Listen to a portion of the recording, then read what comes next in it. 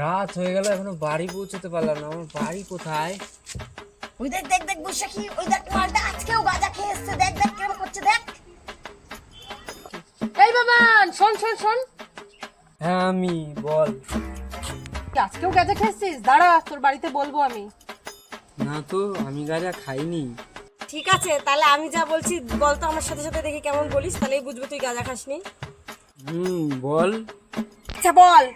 অন্ধকার রাত, তারা ঝকঝক করছে, কুকুর ঘেউ ঘেউ করছে, চোর এলো, দরজা ভাঙলো আর গয়না নিয়ে পালালো।